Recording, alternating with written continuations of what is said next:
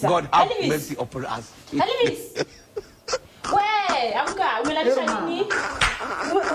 Umelalisha nini sasa? Mimi mgonjwa.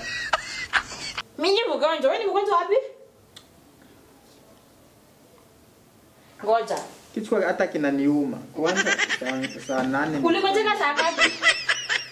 Sini kwanza saa 8:30. Wewe usijaribu kucheza na akili zangu, Juan, the only son, the man in the house. Unalala kutoka saa 1 hadi saa 9. Mgonjwa. Nikitoka siku ile wewe ni mgonjwa. Sikukwambia kitu. Alafu umengojeka kutoka saa ngapi?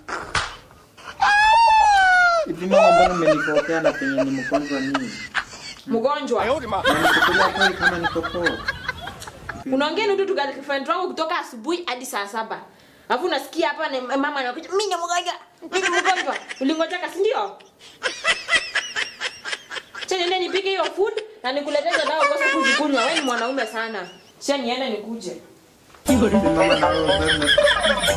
Nipokee kuna penye nini? Nimekwambia hata nikuje. Sasa nikuje wewe mwanaume sana.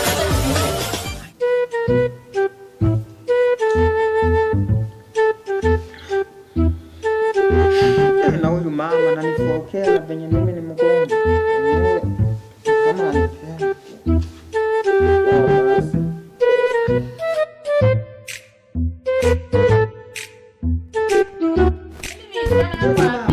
Yes ma'am. Akisi unajua tu mimi wanakupenda. Yaani umeshinda jana siku yote. Amka basi, amka ukule chakula iko ready. Dissolve! Chakula mama. Dissolve. Iko ready koko kwa jiko. Unajua kufurahia nikwambia chakula huwa mkoa nichukue tena koko kalime saa hii. Saa 11. Ati chakula iko. Nimesema nimesema. Juu unajifanya unajua kuwa mgonjwa sana. Jembe iko hapa nje. Ati jembe. Amka.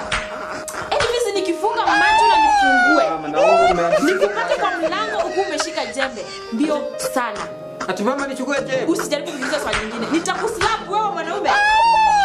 Elvis, nichukue jembe tena. dakika moja. Sijapona mama. Sema pita. Pita huko. Elvis nikifunga macho na nifungue hiyo shamba iko imeisha. Na niko very serious. Unanisikia Elvis? Nakusikia mama. Mbio. Sawa sawa.